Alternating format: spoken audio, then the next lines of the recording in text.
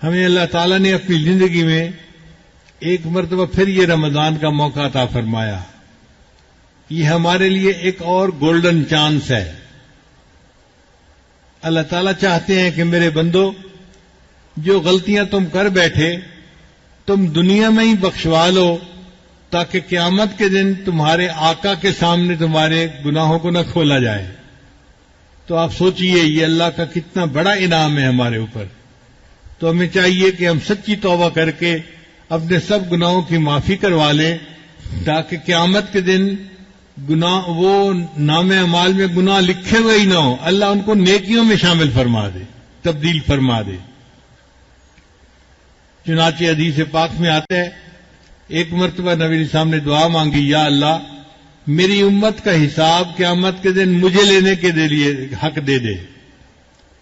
تو اللہ تعالیٰ نے پوچھا، میرے محبوب آپ ایسی دعا کیوں مانگتے ہیں؟ تو نبی علیہ السلام نے عرض کیا، اے اللہ میں چاہتا ہوں کہ جب امت کا حساب میں لوں گا تو میری امت کے گناہ دوسروں امتوں کے سامنے نہیں کھلیں گے، شرمندگی سے بچ جائیں گے. تو اللہ نے فرمایا کہ میرے محبوب صلی اللہ علیہ وسلم آپ فکر نہ کریں، میں آپ کی امت کا معاملہ ایسے کروں گا کہ ان کے بڑے بڑے گناہوں کو دنیا ہی میں معاف کر دوں گا، اور جب یہ قیامت کے دن میرے پاس آئیں گے تو بڑے بڑے گناہ پہلے ہی معاف ہو چکے ہوں گے. چنانچہ دنیا میں انسان کو جو تکلیف پہنچتی ہے اس پر گناہ معاف ہوتے ہیں، جو بیماری آتی ہے اس پر گناہ معاف ہوتے ہیں، جو دنیا کے اندر تکلیف آتی ہے اس پر گناہ معاف ہوتے ہیں، حتیٰ کہ جب موت کی سکرات کا وقت آتا ہے اس پر گناہ معاف ہوتے ہیں، حتیٰ کہ قبر میں جو ضبط قبر پیش آئے گا اس پر گناہ معاف ہوں گے، جو موت کے وقت تکلیف ہوتی ہے اس پر بھی گناہ معاف ہوں گے. تو یہ بہانے ہیں جو اللہ نے اپنے محبوب کے امتیوں کے بخشنے کے لیے بنا دیے. اور اگر کچھ لوگ ہوں گے کہ جن کے گناہ بچ بھی جائیں گے تو اللہ قیامت کے دن بہانے سے ان کے گناہ معاف کر دیں گے. چنانچہ حدیث پاک میں آتا ہے، قیامت کے دن اللہ تعالیٰ ایک بندے کو کھڑا فرمائیں گے اور اس کے گرد نور کی چادر کا پردہ ڈال دیں گے، لوگ اس کو نہیں دیکھ سکیں گے. پھر اللہ اس بندے کو کہیں گے تیرا یہ گناہ یہ گناہ یہ گناہ، اور وہ بندہ مانے گا ہاں میرا یہ گناہ، سارے گناہ اس کو گنوائیں گے. وہ بندہ اپنے سارے گناہوں کو دیکھ کے گھبرا جائے گا اور یہ سمجھے گا کہ آج تو شاید میں جہنم سے نہیں بچ سکوں گا. پھر آخر پر اللہ فرمائیں گے، میرے بندے تو نے گناہ تو کیے، تو مجھ سے معافیاں بھی مانگتا تھا، چل میں نے تیرے اس توبہ کو قبول کر لیا اور تیرے گناہوں کو میں نے نیکیوں میں تبدیل کر دیا. اللہ اس کے گناہوں کو نیکیوں میں بدل دیں گے اور پھر وہ نور کا پردہ ہٹائیں گے تو ساری مخلوق دیکھے گی کہ اس بندے کے نام اعمال میں کوئی گناہ بھی درج نہیں ہوگا. تو لوگ سمجھیں گے کہ یہ انبیاء میں سے کوئی نبی ہیں جنہوں نے معصوم زندگی گزاری اور ان کے نام اعمال میں کوئی گناہ لکھا ہوا ہی نہیں، حالانکہ وہ تو نبی علیہ السلام کا ایک گنہگار امتی ہوگا. مگر محبوب صلی اللہ علیہ وسلم کی جو ہے دعا کے صدقے اللہ تعالیٰ اس کے گناہوں کو معاف کرنے کی یہ صورت نکال لیں گے.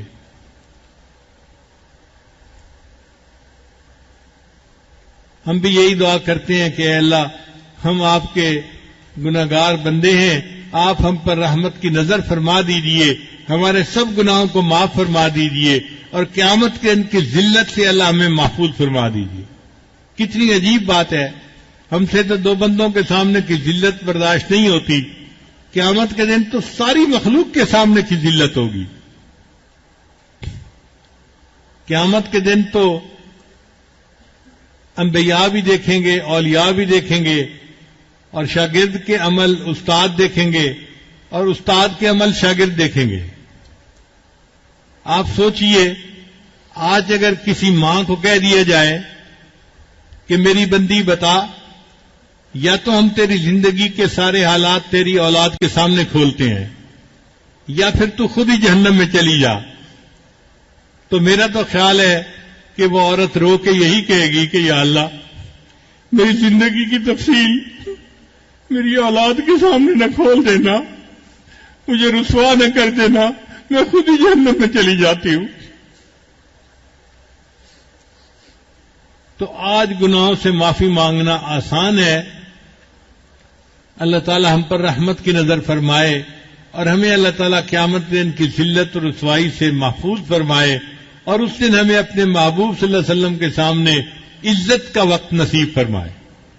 چنانچہ نبی علیہ السلام نے ایک حدیث میں ارشاد فرمایا، اے میرے امتیو لا تسودوا وجہی یوم القیامہ، تم قیامت کے دن میرے چہرے کو سیاہ نہ کرنا۔ چہرے سیاہ کا کیا مطلب؟ کہ جب بندہ کسی ناپسندیدہ بات کو دیکھتے ہیں نا تو چہرہ مرجھا جاتا ہے۔ تو محبوب صلی اللہ علیہ وسلم نے فرمایا کہ اگر قیامت کے دن تمہارے نام اعمال کو کھولا جائے گا اور اس میں بڑے بڑے گناہ ہوں گے تو اس دن میرا چہرہ مرجھا جائے گا، تم قیامت کے دن میرے چہرے کو سیاہ نہ کر دینا۔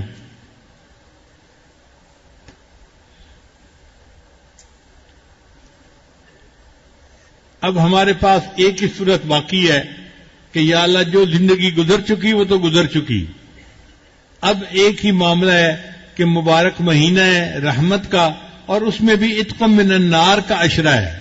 اللہ بس آپ اپنی رحمت کے ساتھ ہمارے گناہوں کو معاف کر دیجئے اور ہمیں قیامت کے دن محبوب صلی اللہ علیہ وسلم کے سامنے کی ذلت و رسوائی سے محفوظ فرما لیجئے۔ یہی بات تو علامہ اقبال نے کہی تھی، تو غنی از ہر دو عالم من فقیر، اے اللہ تو دو عالم سے غنی ہے اور میں ایک فقیر ہوں۔ تو غنی از ہر دو عالم من فقیر، روز محشر عذر ہائے من پذیر۔ اے اللہ قیامت کے دن میرے عذروں کو قبول کر لینا، گر تمی بینی حسابم ناگزیر، اور اگر اللہ تو یہ فیصلہ کرے کہ میرا حساب تو نے لازمن لینا ہے، از نگاہ مصطفیٰ پناہ بگیر، اللہ پھر مصطفیٰ کریم کے سامنے میرا حساب نہ لینا، مجھے ان کے سامنے بہت شرمندگی ہوگی۔ مولانا الیاس رحمت اللہ علیہ جو بانی تولی جماعت کے، وہ فرمایا کرتے تھے کہ اس شعر کے کہنے پر اللہ نے اس بندے کی مغفرت فرما دی، میرا یہ گمان ہے۔ اتنا یہ اعلیٰ شعر ہے کہ وہ فرمایا کرتے تھے کہ اس شعر کو لکھنے پر اللہ نے، میرا گمان ہے اللہ نے قیامت کے دن اس کی مغفرت فرما دینی ہے۔ ہمارے اوپر بھی اللہ رحمت کی نظر فرمائے اور قیامت کے دن ہماری بھی بخشش فرما دے اور قیامت کے دن کو ہمارے لیے بخشش کا دن بنا دے۔ وآخر دعوانا ان الحمد للہ رب العالمین۔